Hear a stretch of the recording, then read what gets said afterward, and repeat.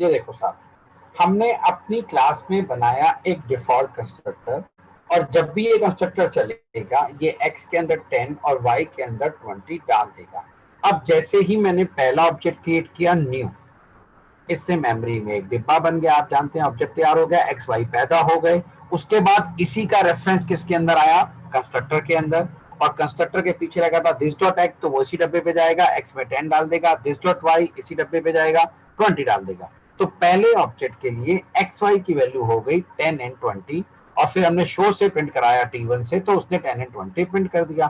फिर न्यू नया ऑब्जेक्ट बना, फिर से एक्स वाई पैदा हो गए, फिर से सेम कंस्ट्रक्टर चला, पर इस बार दूसरे कंस्ट्रक्टर का रेफरेंस गया अंदर, तो दिस में दूसरे कंस्ट्रक्टर का रेफरेंस आया, तो दिस डॉट एक्स फिर से चला इस वाले ऑब्जेक्ट के पास, दिस डॉट वाई इस वाले ऑब्जेक्ट के पास, और फिर T2 से जब हम शो चलाएंगे तो फिर से क्या प्रिंट हो जाएगा 10 एंड 20। और अगर इस तरीके से मैं इस क्लास के 100 ऑब्जेक्ट भी बना देता हूं तो सबके लिए एक्स और वाई की इनिशियल वैल्यू 10 एंड 20 ही रहेगी। तो इसका मतलब ये हुआ, जब अपनी क्लास के आप सारे ऑब्जेक्ट्स के डेटा मेंबर्स को कॉमन वैल्यूज से इनिशियलाइज कराना चाहते हैं, देन हमेशा आप यूज करें डिफॉल्ट कंस्ट्रक्टर। तो इसका एक छोटा सा रूल लिखिए, देखो, if you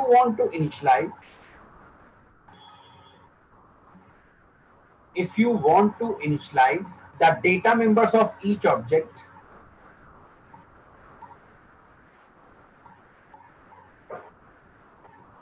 if you want to initialize the data members of each object,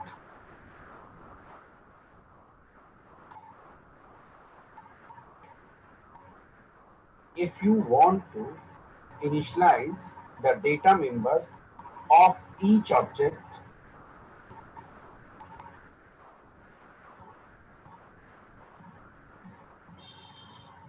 with the common values, if you want to initialize the data member of each object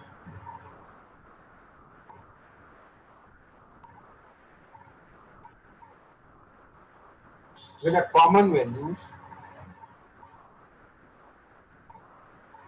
then always use default constructor.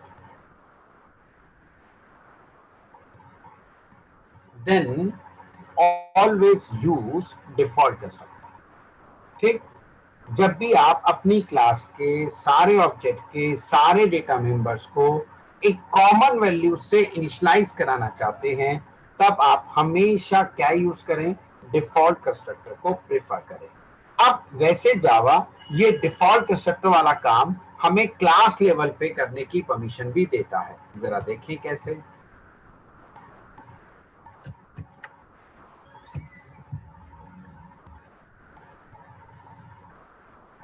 आप चाहो तो जहां data members define कर रहे हो वहीं पर भी आप इन्हें इनिशियलाइज कर सकते हो।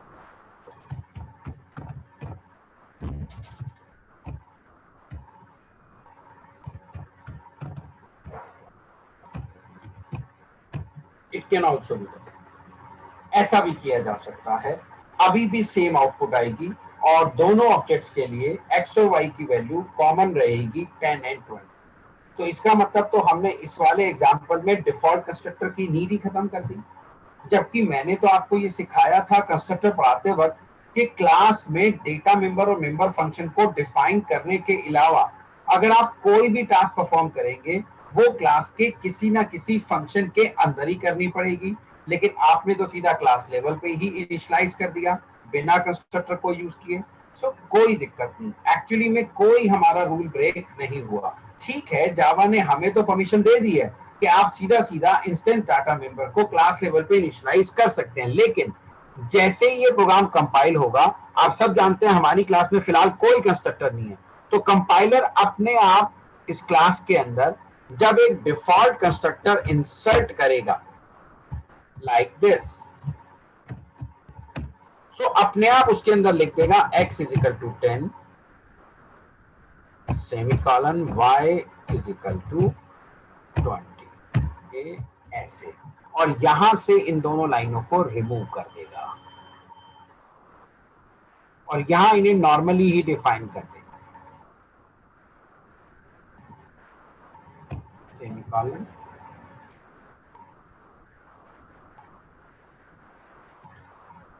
And semicolon. सो हुआ वो कंस्ट्रक्टर के थ्रू इनिशियलाइजेशन, बट वो बात अलग है कि इस बार आपने ये दोनों लाइनें खुद कंस्ट्रक्टर में नहीं लिखी, आपने तो इन्हें क्लास लेवल पे लिखा था, बट आफ्टर कंपाइलेशन कंपाइलर ने इनको उठा के डिफॉल्ट कंस्ट्रक्टर के अंदर इंसर्ट कर दिया। ठीक, तो हमारा काम तो आसान हो गया, लेकिन उसने कोई रूल ब्रेक नहीं किया बेटे।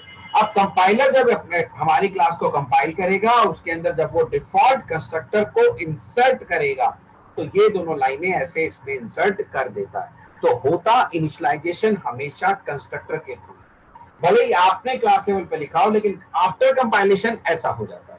इवन अगर आपकी क्लास में 3 कंस्ट्रक्टर होते और आपने क्लास लेवल पे इनिशियलाइज कर रखा होता, तो ये तीनों के अंदर ये दोनों लाइनें इंसर्ट कर देता, जो मैंने फिलहाल अभी डिफॉल्ट के अंदर लिखी हुई हैं।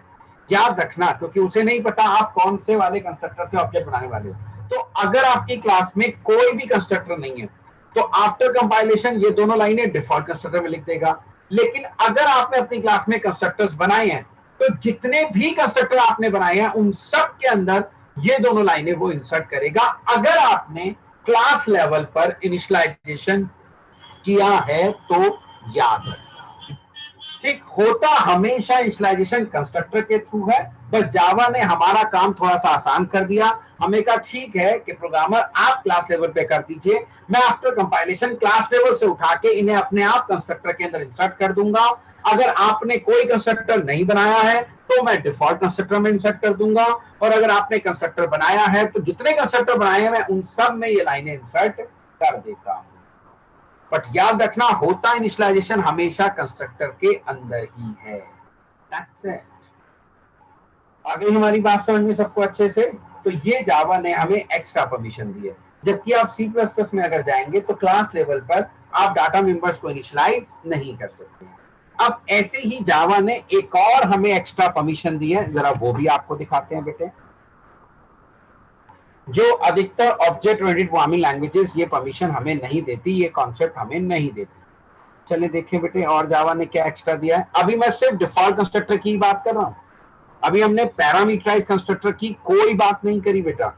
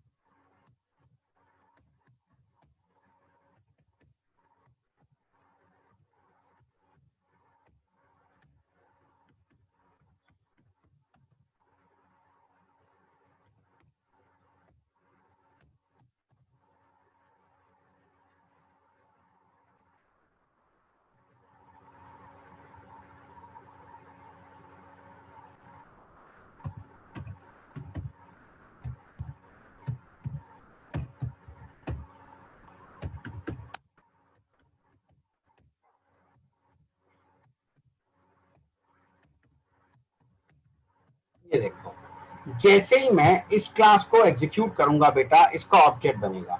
अब देखो यहां पर मैंने फिर से एनोनिमस ऑब्जेक्ट बनाया, क्योंकि मुझे इस ऑब्जेक्ट को रीयूज नहीं करना। और कल मैंने आपको समझाया था, एनोनिमस कंस्ट्रक्टर बनाना सिखाए थे एनोनिमस ऑब्जेक्ट, और मुझे यहाँ सिर्फ कंस्ट्रक्टर चलता हुआ देखना है, मुझे अपने ऑब्जेक्ट को रीयूज नहीं करना। और मैं बार बार आपसे कहता हूं, जब जब आपको ऑब्जेक्ट को रीयूज ना करना हो, ऑलवेज मेक इट एनोनिमस। सो जैसे ही मेन चलेगा न्यू, न्यू से ये ऑब्जेक्ट पैदा होगा, पहले एक्स पैदा होगा, एक्स के पैदा होते ही क्या चलेगा, गेट एक्स। ठीक, अच्छा एक लाइन अभी और रह गई, मैं एक लाइन और लिखूं इसके अंदर। नाउ सी, मैंने कंस्ट्रक्टर भी बना दिया और एसओपी में इस एक्स को भी प्रिंट करा दिया। अब चलाते हैं। सो मेन एग्जीक्यूट हुआ, न्यू ऑपरेटर चला, उसने जाते क्लास में एक्स पैदा किया, एक्स के पैदा होते ही ठीक उसके सामने हमने गेट एक्स फंक्शन कॉल कर रखा था।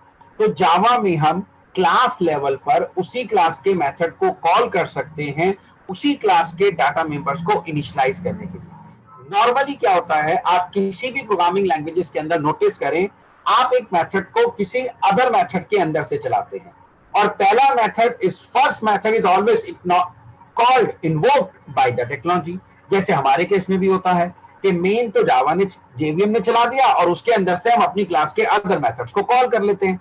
लेकिन कभी भी कोई भी लैंग्वेज क्लास लेवल पे मेथड को कॉल करने की परमिशन नहीं देती। ये देखो सीधा हम जावा में किसी भी क्लास के डाटा मेंबर्स को इनिशियलाइज करने के लिए क्लास लेवल पे मेथड कॉल कर सकते हैं। तो न्यू ऑपरेटर चला, एक्स पैदा हुआ, ठीक उसके सामने इसी क्लास का गेट एक्स चल गया और इसके अंदर एसओपी एक्स, और आप जानते हैं पैदा होते ही डिफॉल्ट वैल्यू आ जाती है, पहले 0 प्रिंट हो जाएगी, फिर 20 रिटर्न हो जाएगा और इसमें 20 आ जाता है। और इसमें 20 आने के बाद फिर कंस्ट्रक्टर चला और कंस्ट्रक्टर में अगर x की वैल्यू 20 प्रिंट कर दी तो ये तो साबित हो गया कि कंस्ट्रक्टर से पहले गेट एक्स फंक्शन चल चुका है। सबको मालूम है, सारी दुनिया को मालूम है कि न्यू ऑपरेटर के बाद चलने वाला पहला फंक्शन हमेशा कंस्ट्रक्टर होता है। लेकिन मैंने न्यू और टेम्प के बीच में, कंस्ट्रक्टर के बीच में देखो गेट को इन्वोक करके दिखा दिया, क्योंकि आप जानते हैं यहाँ पे एसओपी कंस्ट्रक्टर के अंदर जब मैं दे रहा हूं तो ये एक्स की वैल्यू 20 प्रिंट हो रहा है और 20 रिटर्न किससे हो रही है? गेट एक्स से। तो डेड श्योर हो गया कि इस कंस्ट्रक्टर के चलने से पहले हमने एक नॉर्मल क्लास का फंक्शन चला दिया। जबकि सबको यह मालूम होता है कि न्यू ऑपरेटर के बाद हमेशा पहला फंक्शन क्या चलता है? कंस्ट्रक्टर ही चलता है। तो कर दिया ना हमने कमाल? नहीं, फिर से कहानी में ट्विस्ट आता है। देखने में तो ऐसे ही लग रहा है मेरे बच्चों, देखने में बिल्कुल ऐसा लग रहा है, आउटपुट यही कहती है कि यहां पर कंस्ट्रक्टर चलने से पहले गेट एक्स फंक्शन चला। नहीं, ऐसा नहीं होता। अब होगा क्या? जैसे आप इस प्रोग्राम को कंपाइल करोगे, ठीक जैसे ही आप इसको कंपाइल करते हो बेटे, तो फिर से कंपाइलर अपनी चाल चलता है और कंपाइलर साहब क्या करते हैं बेटे, यहां से ये गेट एक्स लाइन हटा देते हैं, यहां सिंपल नॉर्मल वेरिएबल डिफाइन करते हैं और कंस्ट्रक्टर की पहली लाइन में जाके लिख देते हैं x is equal to get x and that's it. तो चलता ये भी कंस्ट्रक्टर की पहली लाइन से ही है। तो इसका मतलब न्यू ऑपरेटर के बाद चलने वाला पहला फंक्शन कंस्ट्रक्टर था, कंस्ट्रक्टर है और कंस्ट्रक्टर ही रहेगा। तो वो लाइन वहां से उठा के कंस्ट्रक्टर की पहली लाइन में इंसर्ट कर दी जाती है। तो पहले कंस्ट्रक्टर चला गेट एक्स, वहां से 20 रिटर्न हुआ और पहले एक्स की वैल्यू डिफॉल्ट वैल्यू 0 प्रिंट हो गई और फिर जब सेकंड लाइन चली तब तक तो एक्स में 20 आ ही चुका था। तो याद रखना, न्यू ऑपरेटर के बाद हमेशा चलने वाला पहला फंक्शन कंस्ट्रक्टर था, है और रहेगा। और जावा में हम क्लास लेवल पर भी मेथड्स को कॉल कर सकते हैं उस क्लास के डाटा मेंबर्स को इनिशियलाइज करने के लिए। ठीक, तो एक रूल लिखो प्यारा सा, जल्दी से लिखो। in java you can also call a method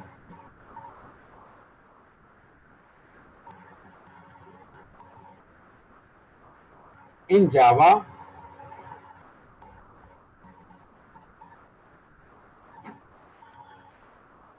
you can also call a method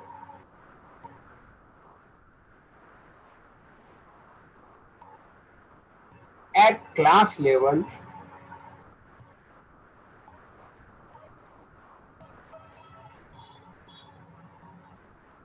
to initialize the data members of that object.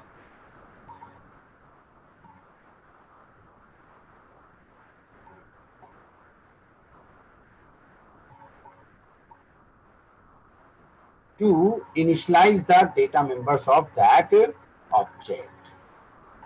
आप जावा में क्लास लेवल पर भी मेथड्स को कॉल कर सकते हैं उस क्लास के डेटा मेंबर्स को इनिशियलाइज करने के लिए। बट याद रखना, आफ्टर कंपाइलेशन कॉल वो कंस्ट्रक्टर की फर्स्ट लाइन से ही होता है।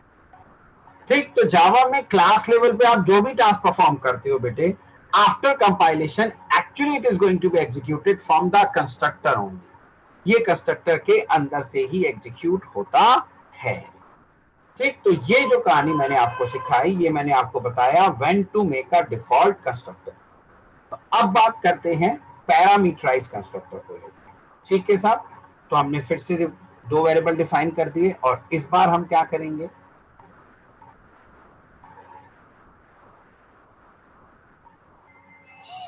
इस बार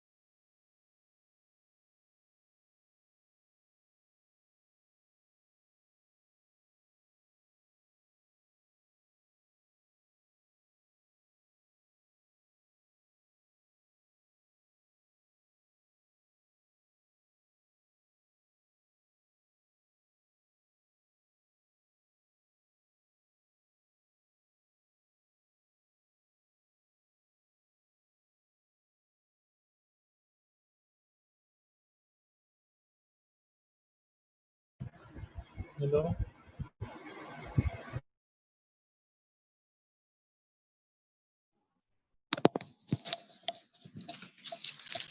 भाई सर ने लास्ट में लाइन क्या बोला था, कोई बता सकता है? पैरामीटर का नहीं, वो नहीं। At class level to initialize the data members of that class या ऑब्जेक्ट। ऑब्जेक्ट ऑब्जेक्ट क्वेश्चन बता दी। Style the data member object. Okay, सुनो थैंक यू भाई। बच्चों, सुनो सुनो, मेरे पास अभी ऑफिस से फोन आया है। जितने लोगों ने भी ये आईडी है, ये सब लोग अपने आईडी के साथ प्लीज नाम भी मेंशन करो। और जितने भी ये 266 वाले ये पुराने आईडी हैं, अपना नाम मेंशन करो, नहीं तो मैं आपको रिमूव कर दूंगा। बहुत सारे बच्चे ऐसे बैठ गए हैं जो ड्यूकेट को बिलोंग ही नहीं कर रहे हैं बेटे, और अननेसेसरी बैठे हैं ऊट पटांग आईडी लिख के। इसलिए बेटे मेरे पास फोन आया है, सर बैठ के आप सबका चेक कर रहे थे बेटा, इसीलिए आप सब लोग अपना आईडी मेरे बच्चों और साथ साथ नाम भी मेंशन करो। तो अपने अपने नाम को रीनेम कर लो। जैसे ये रेडमी कौन है भाई, बता सकता है? सर रेडमी कौन है? आदित्य कौशिक सर। हाँ बेटे, तो आपका कोई आईडी नहीं मिला मेरे बच्चे? कॉल करी थी सर कल, उन्होंने नितिन सर ने उठाया नहीं सर। मैंने सागर सर से आईडी ली थी मैं। हाँ, तो आईडी मेंशन तो कर दो ना बेटे, आईडी मेंशन अगर लिया तो मेरे बच्चे। नहीं सर, मैंने इस वाली बैच का उनसे वो लिया था सेट। बेटे आपका यार ड्यूकेट का तो आईडी होगा ना मेरे बेटे आपके पास। अच्छा, वही आईडी कार्ड वाली आईडी लगा दूं? हाँ, वो आईडी प्लस अपना नाम रीनेम करके लिख दो मेरे बच्चों, ठीक है? जिससे हमें पता लग जाए ना हमारा। अभी यहाँ पे बेटे अभी सर का फोन आया, वो बैठ के चेक कर रहे हैं। कुछ ऐसे बच्चे बैठे हुए हैं जो ड्यूकेट को बिलोंग ही नहीं करते, वो आईडी भी उठपटांग डाल के बैठे हुए हैं। तो आप सबसे एक रिक्वेस्ट है, अपने अपने आईडी के साथ अपना नाम भी जरूर लिखें, जिससे हम पहचान लें कि आप हमारे स्टूडेंट हैं। ठीक है बेटा? बस वो इसी पे फोन पे बात कर रहे थे, क्योंकि कुछ एक्सटर्नल आ जाते हैं, चाइनीज घुस जाते हैं। ठीक है, तो आप सबने देखे एनी वालिया है गुरुग्राम से, बेटे आप गुरुग्राम का आईडी लिख देना मेरे बच्चों। मोदी जी को कॉल करें। ठीक है, तो आप सब जैसे अब सर सबका चेक कर रहे हैं, तो प्लीज आप सब अपना नाम और प्लस आईडी दोनों मेंशन करें, जिससे सर आसानी से चेक कर ले कि वो हमारा स्टूडेंट है या नहीं है बेटा। तो ये बड़ी प्रॉब्लम आती है, लोग अपने स्टूडेंट अपने फ्रेंड्स को बांट देते हैं और वो भी बैठ जाते हैं, सोचे फ्री में पढ़ ले। तो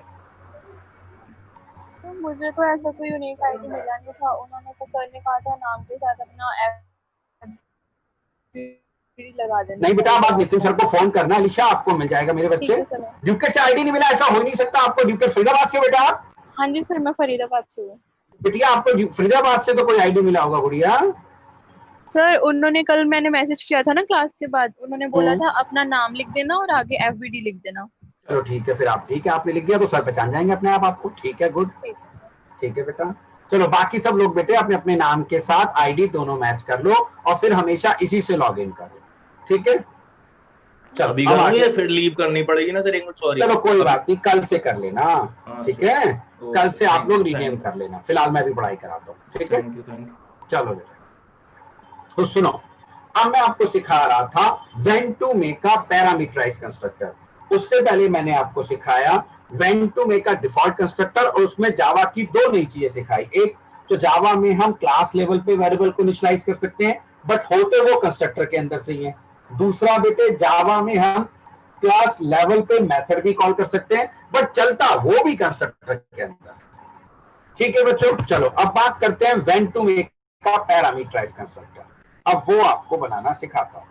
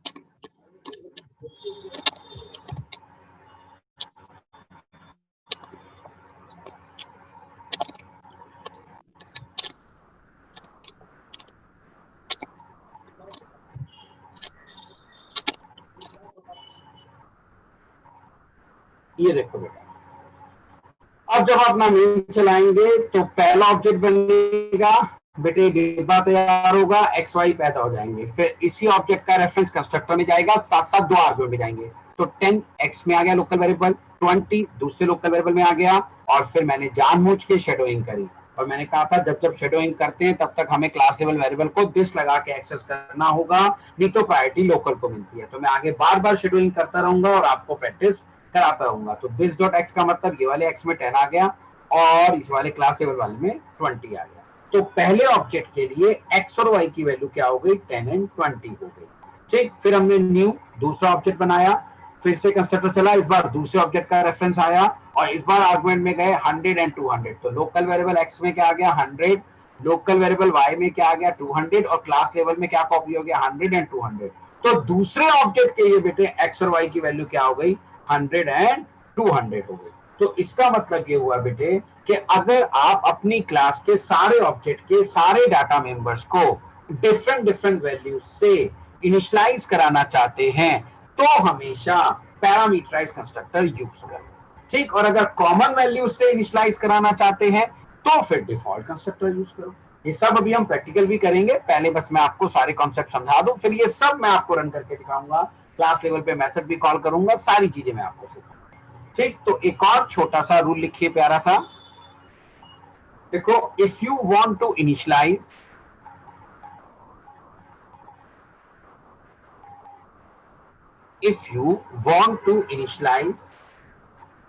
the data members of each object,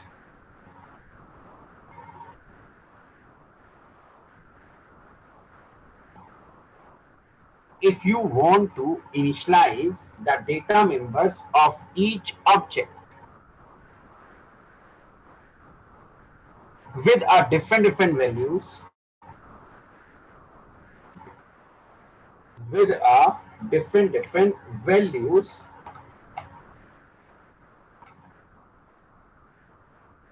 then always use parameterized constructor.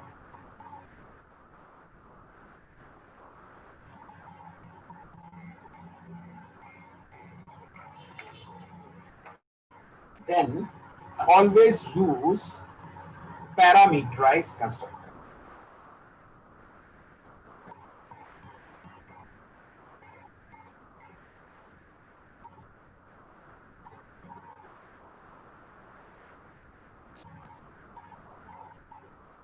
ठीक, तो अगर आप अपनी क्लास के सारे ऑब्जेक्ट के सारे डेटा मेंबर्स को डिफरेंट वैल्यूज से इनिशियलाइज करना चाहते हैं तो आप हमेशा यूज कीजिए पैरामीटराइज कंस्ट्रक्टर।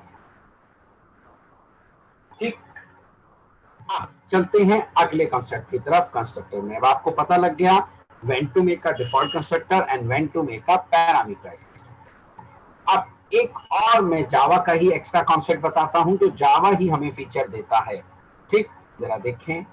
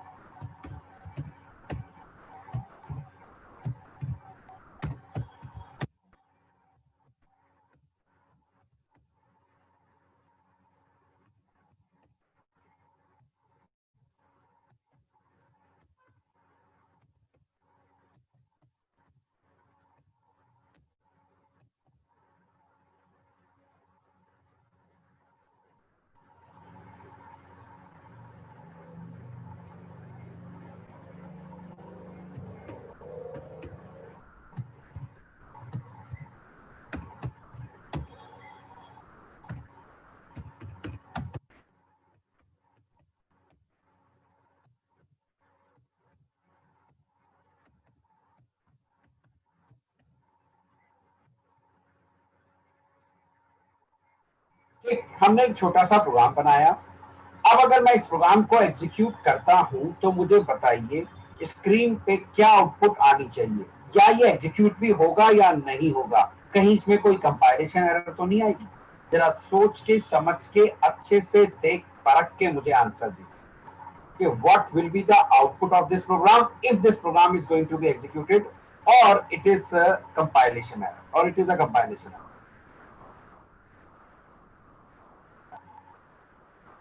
सोचो, समझो, देखो और मुझे बताओ अच्छे से क्या कहते हो। क्या इसमें कंपाइलेशन एरर आनी चाहिए या फिर इसके अंदर कोई आउटपुट आ सकती है? ये question as it is interview में काफी ज्यादा डिस्कस किया जाता है।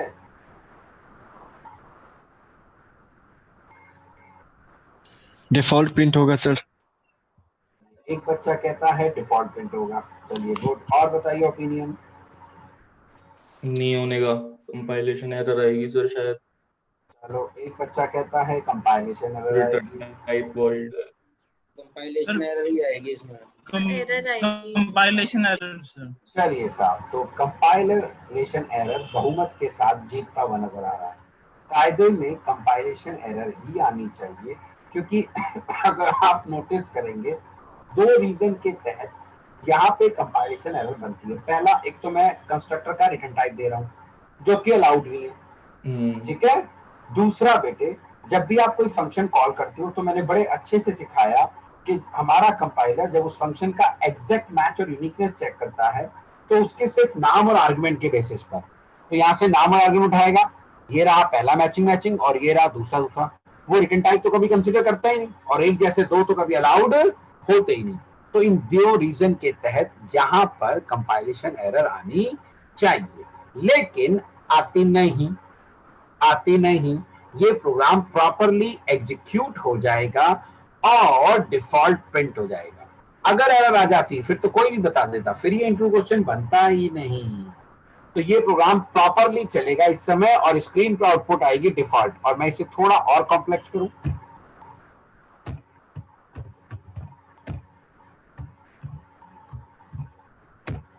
Like this. तो अब पहले डिफॉल्ट आएगी और बाद में हेलो आएगा। सो एक्चुअली में यहाँ पर भी जावा का एक स्पेशल रूल आता है कि हम जावा के अंदर क्लास के नाम से नॉर्मल मेथड भी बना सकते हैं। Generally object oriented programming languages class के नाम से सिर्फ कंस्ट्रक्टर अलाउड करती हैं, नॉर्मल मेथड अलाउड नहीं करती। बट आप जावा में क्लास के नाम से बाकायदा नॉर्मल मेथड बना सकते हैं।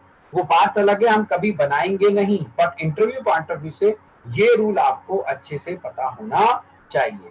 तो जैसे ही आपने न्यू किया और ये चलाया तो पहले आपका ये कंस्ट्रक्टर चल गया डिफॉल्ट, इसके अंदर से रेफरेंस आईडी रिटर्न हुआ, और जब रेफरेंस आईडी डन होता है तो हम उस क्लास के फंक्शन चला ही सकते हैं, मैंने कल सिखाया था।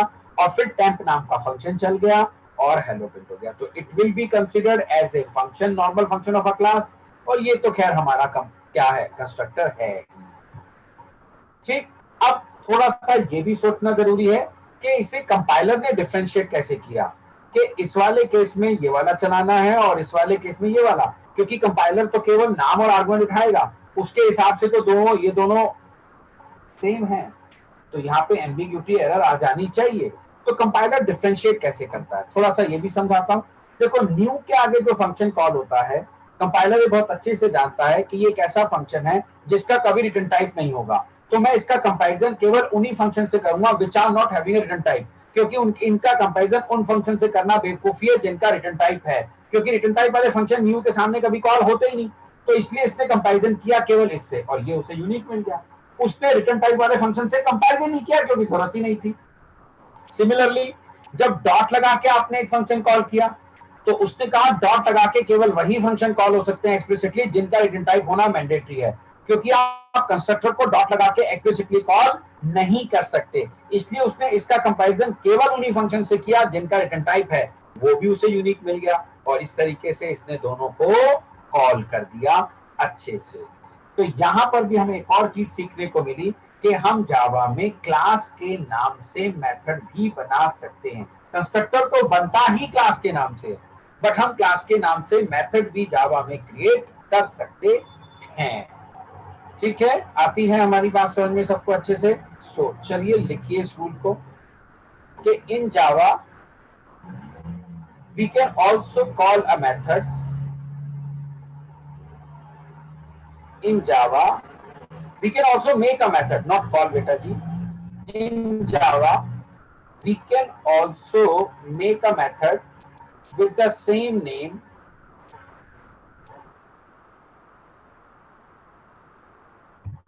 as class name.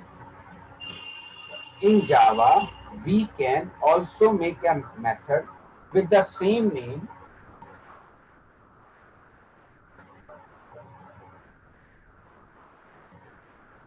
as your class name.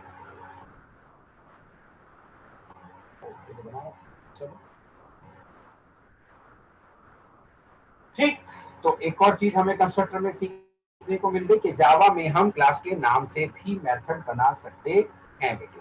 अरे हाँ, चलो आपको एक चीज तो शायद मैंने डिफरेंशिएट नहीं करी बेटे, कभी मैं मेथड बोलता हूँ और कभी मैं फंक्शन बोलता हूँ। इंटरव्यू में कभी कभी ये क्वेश्चन पूछ लेते हैं और लोग वहां घबरा जाते हैं, what is the difference between method and a function, can anybody tell me?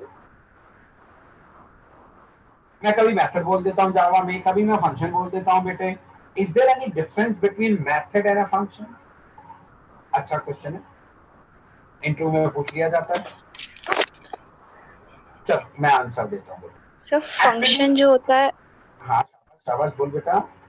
Function जो होता है वो टास्क को रिप्रेजेंट करता है और मेथड जो होता है वो बिहेवियर को रिप्रेजेंट करता है। यहाँ तो मैं दोनों ही काम कर रहा हूँ, मैं सेम चीज को मेथड भी बोल देता हूँ कभी कभी और सेम चीज को मैं क्लास मैथ फंक्शन भी बोल रहा हूँ। नहीं सुनो, एक्चुअली में ये होते फंक्शन ही हैं जो किसी टास्क को परफॉर्म करते हैं। जब आप फंक्शन को ऑब्जेक्ट के साथ एसोसिएट करते हो then it will become method. इसलिए आप सी में देखना, you will never call them method. आप सी में कभी मेथड नहीं कॉल करते क्योंकि वहां ऑब्जेक्ट का नामो निशान नहीं। तो that's why we say C is the language of functions, inbuilt function. वहां कभी आपने मेथड नहीं सुना होगा क्योंकि वहां ऑब्जेक्ट का नाम नहीं।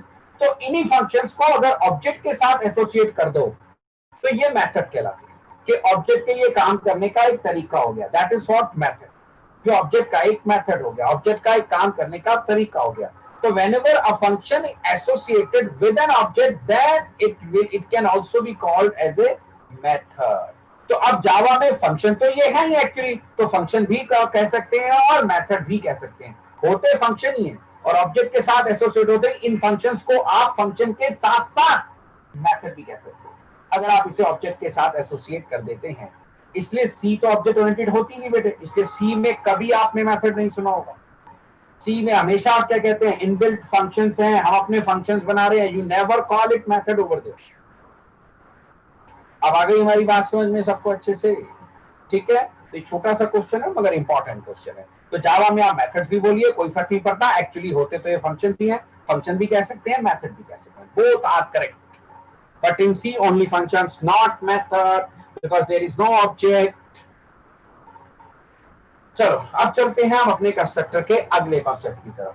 अब मैं आपको कॉपी कंस्ट्रक्टर बनाना सिखाऊंगा, बट जावा में हम इसे कॉपी कंस्ट्रक्टर ना कह के हम इसे सिंपली पैरामीटराइज कंस्ट्रक्टर कहेंगे, क्योंकि ऊप्स के अकॉर्डिंग कॉपी कंस्ट्रक्टर नामक कोई कॉन्सेप्ट ही नहीं होता। ऊप्स के अकॉर्डिंग केवल दो ही कॉन्सेप्ट होते हैं, number 1 parameterize, number 2 non parameterize, that's it. Or whenever we make a copy constructor, so we generally pass parameter in that constructor, and that's why in Java we call it only it as a parameterized constructor. ठीक है, तो हम कहेंगे कि this is the parameterized constructor which is doing a some copy. काम copy constructor वाला करेगा, ठीक। बट इससे पहले हमें ये तो पता लगे what it does।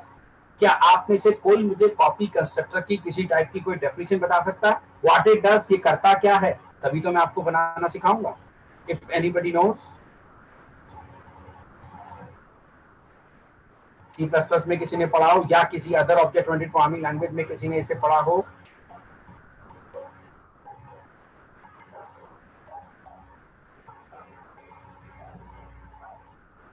किसी ने नहीं पढ़ा? हे भगवान, चलो फिर मैं ही लिखवाता हूँ।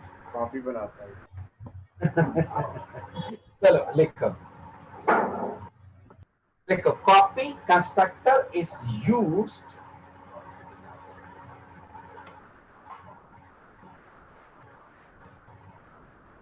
copy constructor is used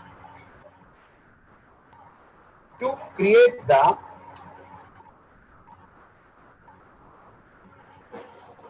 copy constructor is used to create the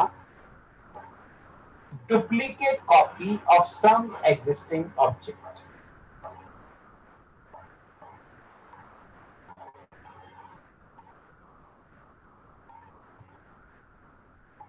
Copy constructor is used to create the duplicate copy of some existing object.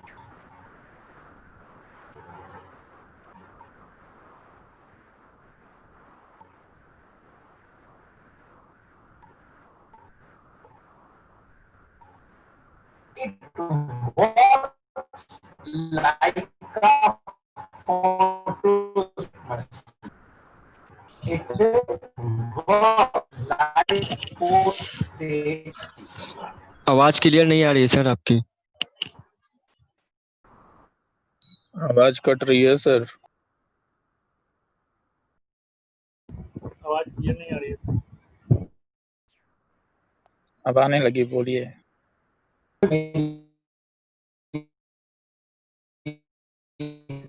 नहीं आ रही है, आवाज नहीं आ रही है आपकी। हाँ,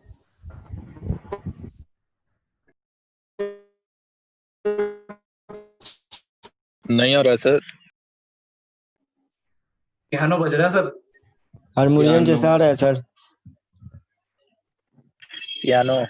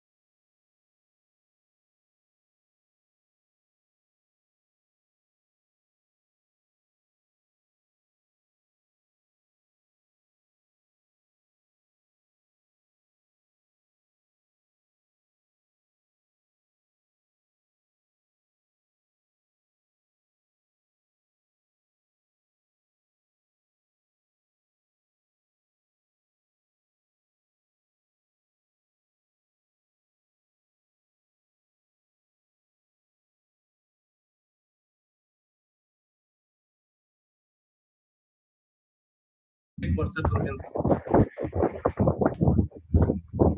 भाई एक लोग अपना नंबर दे दो तो फिर कोई ग्रुप बना लो भाई।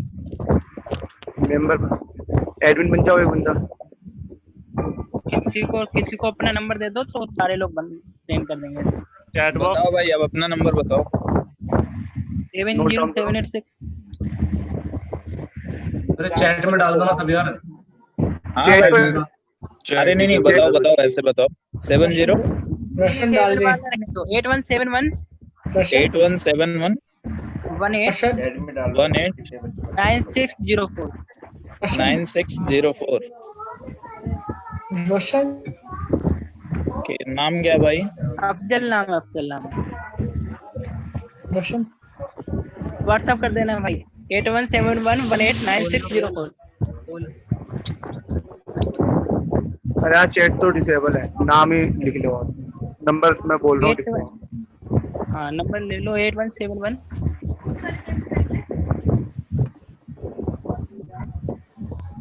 हाँ भाई नोट हो गया। हो गया हाँ मेरा नोट करो। हाँ बताइए। 8743 आगे सर आगे 8743 9543। आ गया बेटा, आ गया। यस सर सर आ गया। अरे मेरा डोंगल डिस्चार्ज हो गया, मैंने ध्यान ही नहीं दिया बेटा। 4343 मेरे यहाँ से प्रॉब्लम थी। चलो बेटा, ठीक है सर। तो डोंगल डिस्चार्ज हो गया था मेरा जियो का, मुझे ध्यान नहीं था उसे चार्ज करना, मैंने चार्जिंग पे लगा दिया। चलो बेटे, सो मैं आपको कॉपी कंस्ट्रक्टर की डेफिनेशन बता रहा था और मैंने आपसे कहा था it works like a photostat machine. आप क्या करते हैं, फोटोस्टेट मशीन के अंदर अपने ओरिजिनल डॉक्यूमेंट डालते हैं और वो आपको उसकी एक डुप्लीकेट कॉपी बना के देता है। तो आप बेटे, अभी तक अगर मैं आप बच्चों से बात करूं, शायद आप में से कुछ लोग काम कर रहे हो, लेकिन अधिकतर लोग अभी शायद पढ़ाई कर रहे होंगे। तो आप तक की आज तक की जो कमाई है आप बच्चों की, वो ये सर्टिफिकेट्स तो हैं, मार्कशीट एंड सर्टिफिकेट्स, और ये लाइफ लॉन्ग आप संभाल के रखते हैं कि कोई इन्हें खराब ना करे। इसलिए कहीं भी जब आप कंपनी में अप्लाई करते हैं तो इसकी डुप्लीकेट कॉपी देना चाहते हैं, जिससे अगर उसमें कुछ प्रॉब्लम भी आ जाए तो ओरिजिनल आपके पास रहे। बस क्योंकि आप ओरिजिनल को खत्म होने देना नहीं चाहते हैं, आप ओरिजिनल को खराब होने देना नहीं चाहते। The same thing is happening here. आपने एक ऑब्जेक्ट बनाया है और अब आपको इस ऑब्जेक्ट के डेटा मेंबर्स की वैल्यूज को अपने पूरे सॉफ्टवेयर में जगह जगह यूज करना है, बट आप नहीं चाहते कि यार सेम रेफरेंस 10 जगह पास करूं। आप चाहें तो ऐसा कर सकते हैं बेटे, सेम रेफरेंस पास करेंगे तो सबके सब सेम लोकेशन से डेटा उठाएंगे, और अगर किसी ने चेंज कर दिया तो आपका ओरिजिनल डेटा चेंज हो जाएगा, which you do not want. तो अगर ऐसी सिचुएशन आ जाए कि आप अपने ऑब्जेक्ट्स की ओरिजिनल वैल्यूज को करप्ट होने देना नहीं चाहते हैं और उसे पूरे प्रोजेक्ट में जगह जगह यूज भी करना चाहते हैं, तो वाया दिस कंस्ट्रक्टर आप उसकी एक डुप्लीकेट कॉपी बना के सब जगह उसे पास कर दो, जिससे कि जितने भी चेंजेस हो तो वो डुप्लीकेट कॉपी में हो, ओरिजिनल में ना हो, बिकॉज आप ओरिजिनल डाटा मेंबर्स की वैल्यूज को करप्ट होने देना नहीं चाहते। सिमिलरली जैसे कि आज आपके डॉक्यूमेंट्स हैं, आप कभी भी ओरिजिनल खराब होने देना नहीं चाहेंगे, इसलिए कहीं भी अप्लाई करेंगे तो उसके डुप्लीकेट ही अप्लाई करते हैं। बिल्कुल ऐसी ही रिक्वायरमेंट आती है हमें कॉपी कंस्ट्रक्टर बनाने की, तो मैं उसकी रिक्वायरमेंट पैदा कर रहा था। और जैसे आपने फोटोस्टेट मशीन में ओरिजिनल अपने डॉक्यूमेंट इंसर्ट करते हैं, वो उसकी डुप्लीकेट कॉपी बना के देता है। इन अ सिमिलर मैनर जब हम कॉपी कंस्ट्रक्टर बनाते हैं तो उसके अंदर अपना original object as a argument pass करते हैं और वो अंदर से इसकी डुप्लीकेट कॉपी बना के हमें रिटर्न करके दे देता है। बट हम जावा में ये डुप्लीकेट ऑब्जेक्ट बना सकते हैं वाया क्लोनिंग ऑल्सो। आप जानते हैं क्लोनिंग का मतलब भी क्या होता है, एक ऑब्जेक्ट का डुप्लीकेट ऑब्जेक्ट क्रिएट करना। तो क्लोनिंग तो आपने काफी सुनी होगी, इस पे काफी मूवीज भी बनी हैं। और जावा में ये क्लोनिंग दो टाइप की होती है, एक होती है डीप क्लोनिंग, एक होती है शैलो क्लोनिंग। तो via cloning you can also make a one duplicate object of some existing object. Then what is the difference between copy constructor and a cloning? तो जब मैं ये चीज आपको क्लोनिंग पढ़ाऊंगा तब मैं वहां अच्छे से डिफरेंस बताऊंगा, क्योंकि अभी मैंने आपको क्लोनिंग नहीं पढ़ाई है तो अभी डिफरेंशिएट करने का कोई फायदा ही नहीं है। बट हाँ, पता होना चाहिए वाया क्लोनिंग हम ये काम कर सकते हैं। तो फिलहाल कॉपी कंस्ट्रक्टर के थ्रू मैं एक एग्जिस्टिंग ऑब्जेक्ट की डुप्लीकेट कॉपी आपको क्रिएट करना, बनाना सिखाने जा रहा हूं अच्छे से। ठीक, पर्पस क्या होगा, जब हम अपने ओरिजिनल ऑब्जेक्ट के डाटा मेंबर्स की वैल्यूज को करप्ट होने देना नहीं चाहते हैं और स्टिल अपने ऑब्जेक्ट को अपने पूरे प्रोजेक्ट में डिफरेंट लोकेशन पे यूज भी करना चाहते हैं तो हम उसकी डुप्लीकेट कॉपी बना बना के हर जगह पास कर देंगे, so that original data members की वैल्यू करप्ट ना हो। तो चेक करते हैं हाउ टू मेक इट, इसे हम बनाते कैसे हैं। ये देखो, हमने अपनी एक क्लास बनाई 10, ये उसके अंदर डेटा मेंबर ले लिए 2 और एक नॉर्मल कंस्ट्रक्टर पैरामीटराइज जो उसमें वैल्यू असाइन करेगा, और ये हमने बनाया शो जो कि वैल्यू को प्रिंट करेगा। ठीक है, अब जैसे हम इस प्रोग्राम को एग्जीक्यूट करेंगे तो सबसे पहले मेन चलेगा। तो हमने अपना ओरिजिनल ऑब्जेक्ट बनाया by using a 2 parameterize constructor. इसमें 10 एंड 20 डाल दिए, तो ये न्यू से पहला डिब्बा तैयार हो गया बेटे। एक्स में 10 आ गया, वाई में 20 और इसका रेफरेंस आ गया T1 में। तो ये हो गया मेरा पहला ओरिजिनल ऑब्जेक्ट और मैं अब इसी की डुप्लीकेट कॉपी बनाना चाहता हूं और मैंने T1 पे, तो ये प्रिंट कर देगा 10 एंड 20 दोनों की दोनों वैल्यूज को। उसके बाद न्यू करा तो एक और नया ऑब्जेक्ट बनाया। तो अब की बार एक ऐसा कंस्ट्रक्टर चला जिसमें 10 टाइप का आर्गुमेंट जाता हो, तो मैंने अपने ओरिजिनल ऑब्जेक्ट का रेफरेंस किसमें पास कर दिया, T1 में। ये देखो, इसी के लिए मैंने आपको सिखाया था ऑब्जेक्ट एज ए आर्गुमेंट पास करना, बट जाता रेफरेंस है, ऑब्जेक्ट कभी मूव नहीं करता। ऐसे ही मैंने दिस के केस में भी आपको T1 पास करके दिखाया था, वहां पर भी रेफरेंस ही पास कर रहा था, because object is just a buffer, object is not moving here and there, only the reference id of that object is moving here and there from one method to another method. Make it clear. हाँ, कहते सब इसे object हैं, हम भी यहाँ यही करेंगे कि हम T1 नाम के ऑब्जेक्ट को एज ए आर्गुमेंट पास कर रहे हैं, बट एक्चुअली T1 ऑब्जेक्ट है ही नहीं, आप जानते हैं, इट्स जस्ट रेफरेंस वेरिएबल। और इसके अंदर जो ओरिजिनल ऑब्जेक्ट का रेफरेंस आईडी था वो पास हो गया इसमें। तो अब एक ऐसा कंस्ट्रक्टर चलेगा हमारी क्लास में जिसमें टेम्प टाइप का आर्गुमेंट जाता हो, क्योंकि T1 किस टाइप का, टेम्प का, तो वो ये रहा। तो इसका मतलब ये T1 के अंदर की वैल्यू, T1 के अंदर जो रेफरेंस आईडी था उसकी एक कॉपी Z में भी आ गई। तो T1 के पास तो इस ऑब्जेक्ट का रेफरेंस था, यानी कि सेम रेफरेंस किसके पास पहुंच गया, Z के पास। तो Z पे आप डॉट लगाओगे तो हमेशा इस डब्बे पे आएगा। और आप जानते हैं जब एक नया ऑब्जेक्ट बनता है तो उसका रेफरेंस किसमें जाता है, दिस के अंदर जाता है। तो मैं लिखता हूं दिस डॉट एक्स तो ये वाला एक्स, दिस डॉट वाई तो ये वाला, और मैं कहता हूं जेड डॉट एक्स तो ये वाला एक्स, जेड डॉट वाई तो ये वाला। यानी कि नए ऑब्जेक्ट के एक्स वाई में हमने जो ऑब्जेक्ट इसके अंदर एज ए आर्गुमेंट पास किया था उसके एक्स वाई की वैल्यू को हमने कॉपी कर दिया। और जब नए ऑब्जेक्ट का रेफरेंस T2 में आएगा then T2 will become the object of T1, duplicate object of T1। तो आपने T1 के डाटा मेंबर्स की वैल्यू उठा के नए ऑब्जेक्ट के डाटा मेंबर्स में कॉपी मार दी वाया सम कंस्ट्रक्टर, इसीलिए इसे हम कॉपी कंस्ट्रक्टर बोलते हैं, इसीलिए हम इसे कॉपी कंस्ट्रक्टर कहते हैं। तो नाउ हम कह सकते हैं कि T2 is a duplicate object of a T1, क्योंकि इसके डाटा मेंबर्स में भी वही वैल्यू है जो T2 के। तो आप जब चाहो इसमें कोई भी ऑब्जेक्ट पास कर दो, ये अंदर से उसका डुप्लीकेट बना के आपको रिटर्न करके दे देगा। So this is what a copy constructor according to C++, but according to Java it is just a parameterized constructor which is making a duplicate copy of some existing object. ठीक, तो आप इसे जल्दी से copy कर लीजिए अच्छे से, फिर मैं इसके अगले कॉन्सेप्ट की तरफ चलता हूँ। और यहीं पर पहले मैं आपको एक और चीज पढ़ाऊंगा, फिर हम आगे बढ़ेंगे। जल्दी से इसे नोट डाउन कर।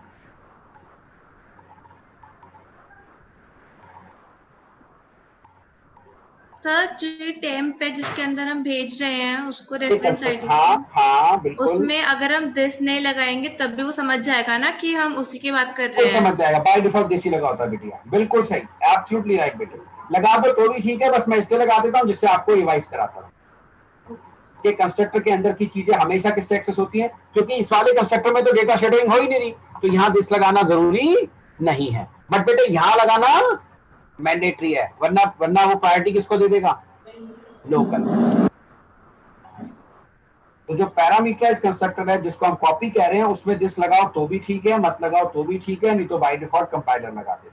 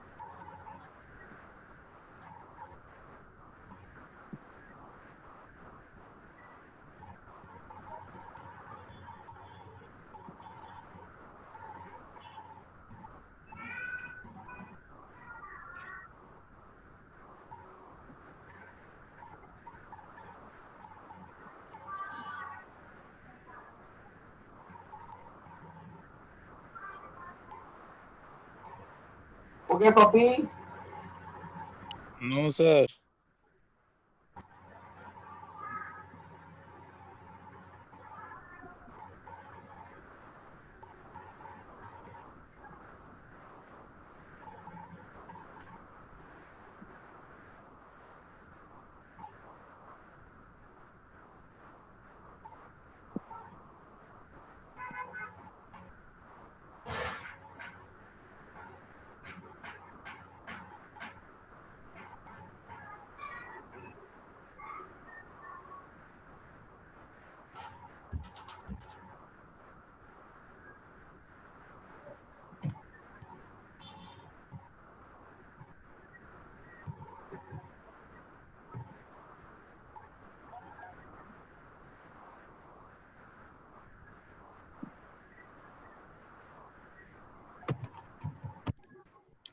जी सर, हो गया।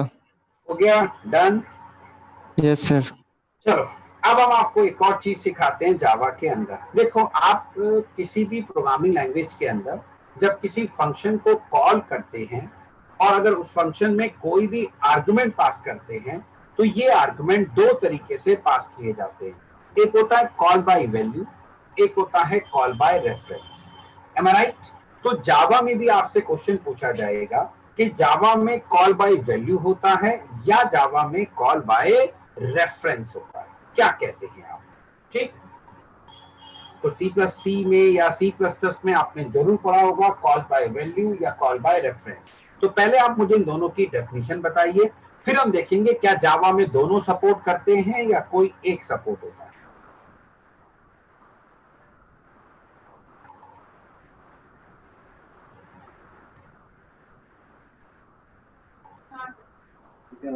Anybody knows? बताओ डेफिनेशन कॉल बाय वैल्यू और कॉल बाय रेफरेंस की, अगर आप में से किसी को मालूम है सर तो। कॉल बाय रेफरेंस में हम फंक्शन में उसका मतलब एड्रेस भी सेंड करते हैं ताकि जो चेंजेस हो वो उसमें भी हो जाए, उसके एड्रेस वाली वैल्यू पे जो ओरिजिनल चीज है। ये तो चलो थोड़ा सा सही है, मैं लिख पाता हूँ। चलो पहले डेफिनेशन आप लिखिए कॉल बाय वैल्यू की। लिखिए कि whenever we are passing, लिखो whenever we are passing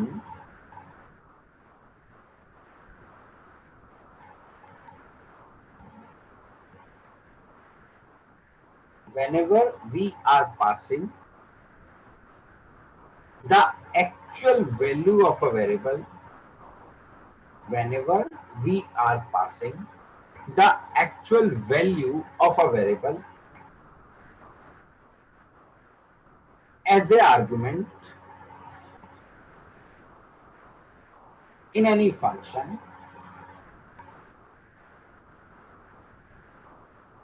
then it is known as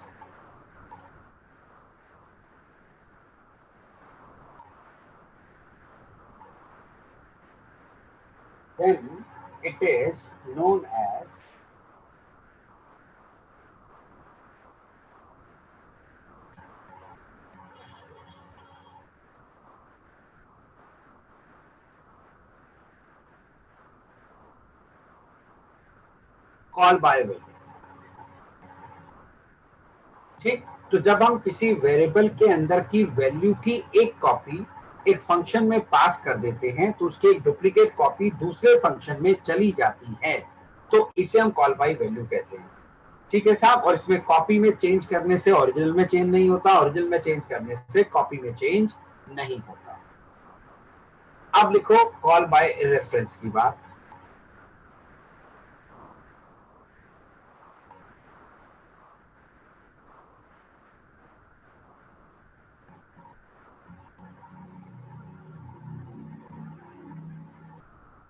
देखो whenever we are passing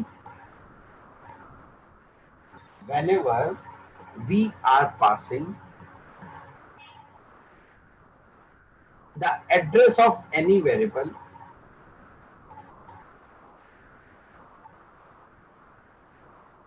whenever we are passing the address of any variable in any function,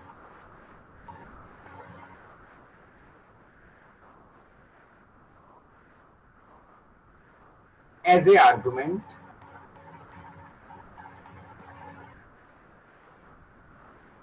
then it is known as call by reference. Then it is known as call by reference. ठीक, और call by reference के case में आप जानते हैं जो argument आप पास करते हैं उन्हें हम एक्चुअल आर्गुमेंट कहते हैं, और जिनके अंदर हम उन्हें कैच करते हैं उन्हें हम फॉर्मल आर्गुमेंट कहते हैं. तो these two are actual argument, these two are formal argument. और अगर आपने कॉल बाय रेफरेंस यूज किया है तो if you do any changes in a formal argument that will be reflected in our actual arguments, or if you do any changes in an actual argument that will be reflected automatically in a formal argument. ये इसकी characteristics होती है.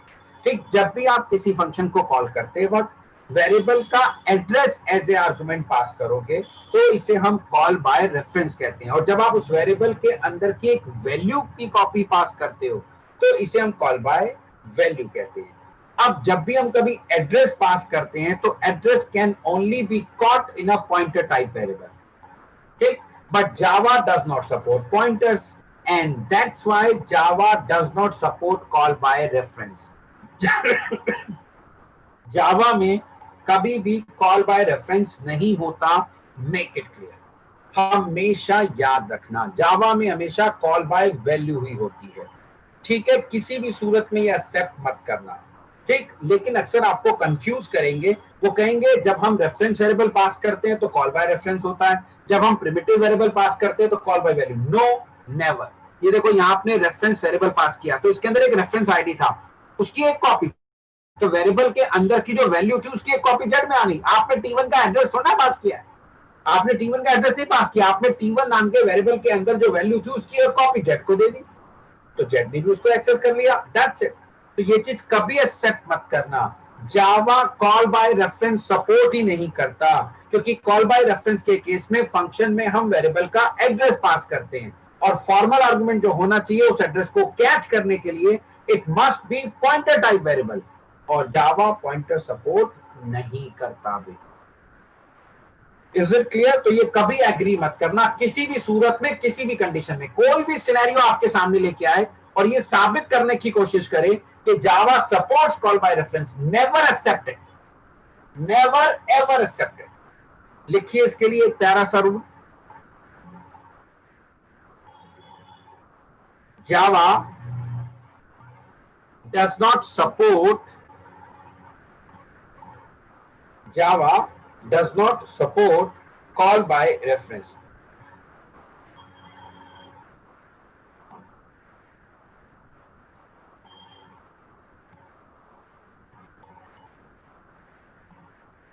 Java does not support call by reference.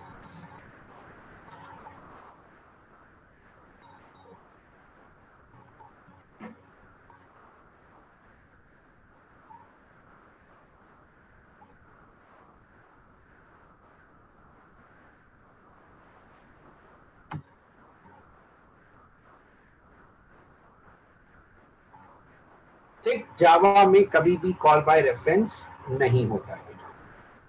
Got it? अब हम चलते हैं अपने अगले कॉन्सेप्ट की तरफ, कंस्ट्रक्टर, जिसे हम कहते हैं constructor chain, which is known as constructor chain.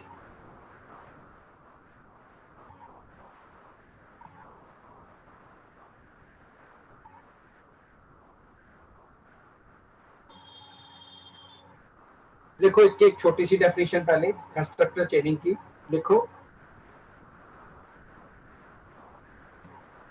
देखो, constructor चेनिंग is a process, constructor चेनिंग is a process of calling a one constructor. Constructor चेनिंग is a process of calling a one constructor from another constructor. Constructor chaining is a process of calling a one constructor from another constructor with respect to current object, with respect to current object. Constructor chaining is a process of calling a one constructor from another constructor with respect to current object. ठीक, like this. आपने अपनी class का एक object बनाया new temp. अब आपकी class में ये टेम्प कंस्ट्रक्टर है.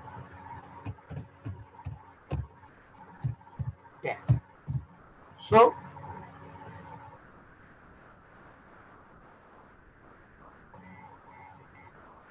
यहां से आपका ये वाला कंस्ट्रक्टर कॉल कर दिया गया.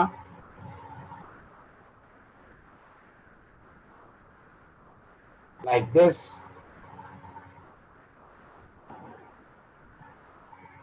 और अब आप इसी कंस्ट्रक्टर के अंदर से अपनी ही क्लास के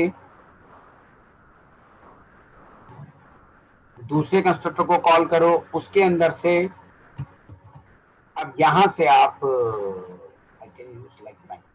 यहां से आप यूज करो अपनी क्लास का दूसरा कंस्ट्रक्टर, उसी के अंदर से तीसरा, उसी के अंदर से चौथा, पांचवा एंड सो ऑन.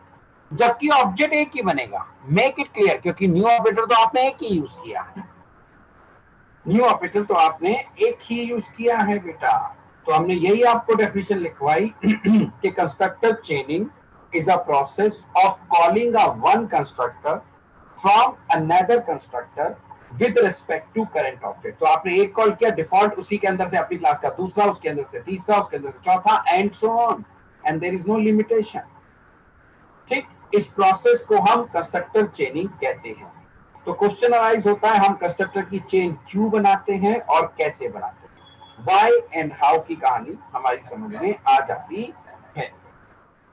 ठीक है, तो सबसे पहले मैं आपको यहाँ पे हाउ समझाऊंगा कि हाउ कंस्ट्रक्टर चेनिंग बनाते कैसे हैं. क्योंकि जब आपको इसका हाउ अच्छे से समझ में आ जाएगा तो आप इजीली इसका व्हाई समझ सकते हैं कि ये कॉन्सेप्ट आया तो क्यों आया, इसे हम रियल टाइम एप्लीकेशन बनाते वक्त कहाँ यूज कर सकते हैं. ठीक है, तो सबसे पहले मैं आपको कंस्ट्रक्टर की चेन बनाना सिखाता हूँ, सिंटैक्स बताता हूँ प्रॉपर्ली कैसे.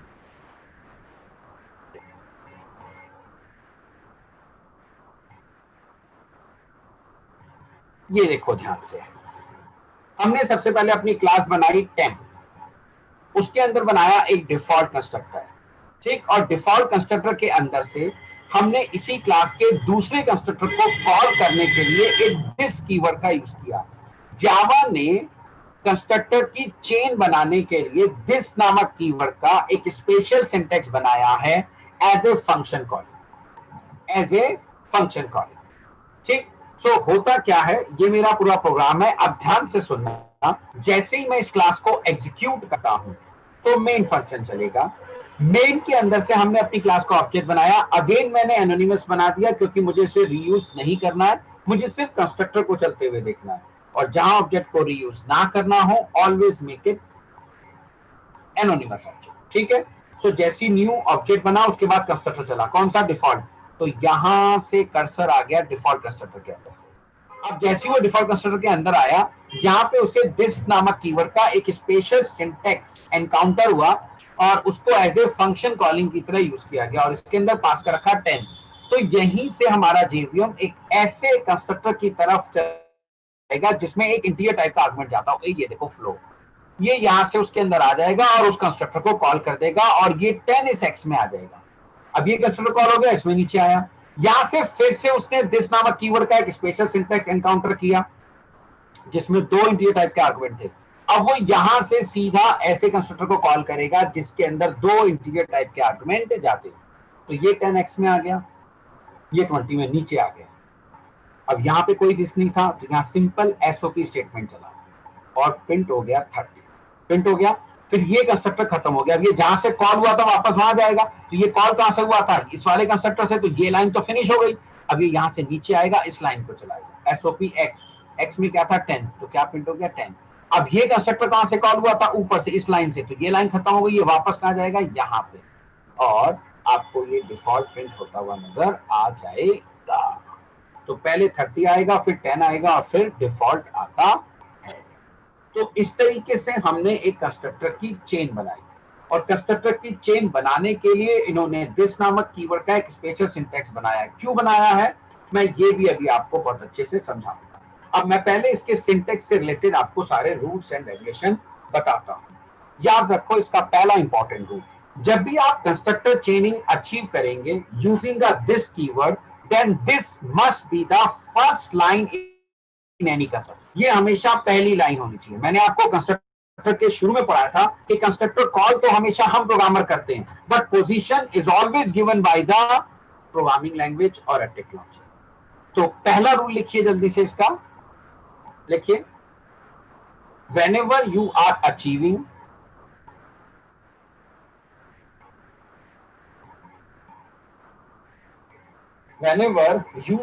achieving a constructor chaining,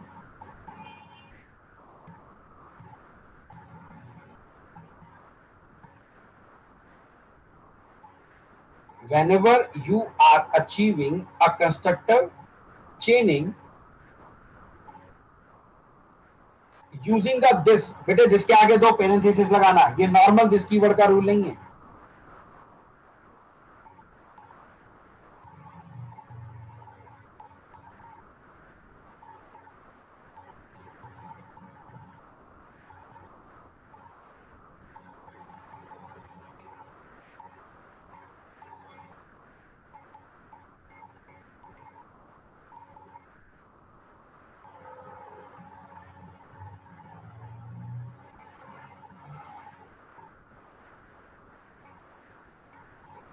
Whenever you are achieving a constructor chaining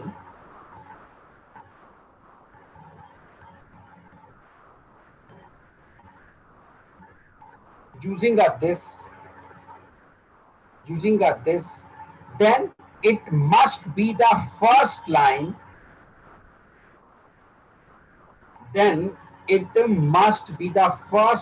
in any constructor. पहला रूल, ये हमेशा कंस्ट्रक्टर की पहली लाइन होनी चाहिए। दूसरा रूल लिखो, whenever you are achieving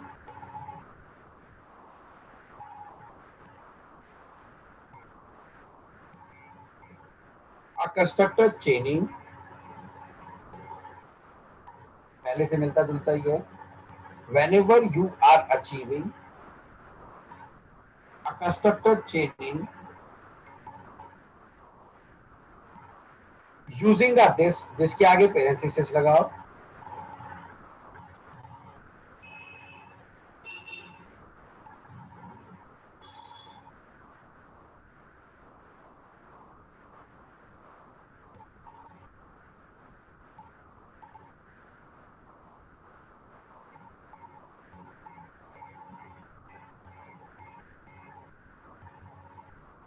using a this, then there must be at least one constructor,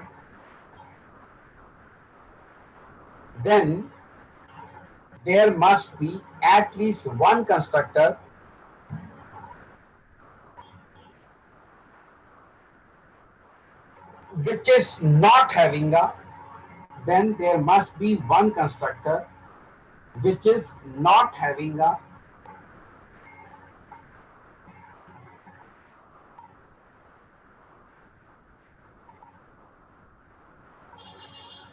this as a first line, which is not having a this as a first line.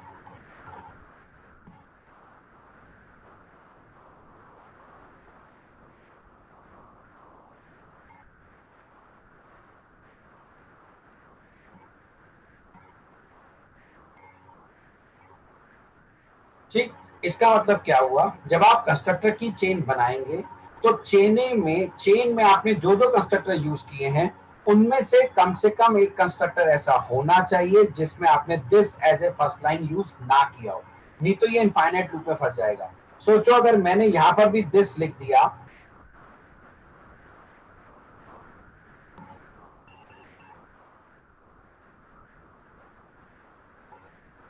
अगर मैं यहां first line में लिख दूं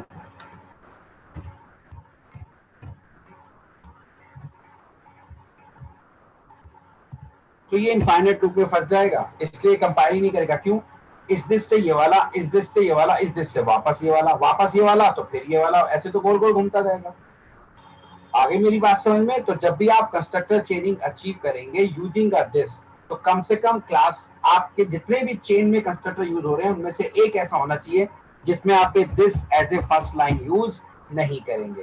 और जरूरी नहीं है क्लास के सारे कंस्ट्रक्टर को आप चेनिंग में यूज करें। मान लिया आपकी क्लास में 10 कंस्ट्रक्टर हैं, तो आप किन्हीं 5 की चेन बना लो, किन्हीं 6 की बना लो, किन्हीं 3 की बना लो, लेकिन जिन 5 की आप चेन बनाएंगे उनमें कम से कम एक ऐसा होना चाहिए जिसमें this as a first line use ना हो, जिससे कि वहां से टर्मिनेशन हो सके। नहीं तो फिर कभी टर्मिनेट ही नहीं होगा, लूप में घूमता जाएगा और इसी वजह से वो उसे कंपाइल भी नहीं करेगा। ठीक, तो अभी मैंने सिर्फ 2 रूल बताए हैं, अभी और भी हैं। चलो फिलहाल टाइम हो गया है, तो कल यहीं से हम आगे बढ़ेंगे और आपको इसे नोट डाउन भी मैं करा दूंगा। ठीक है, चलिए कल मिलते हैं आपसे आगे।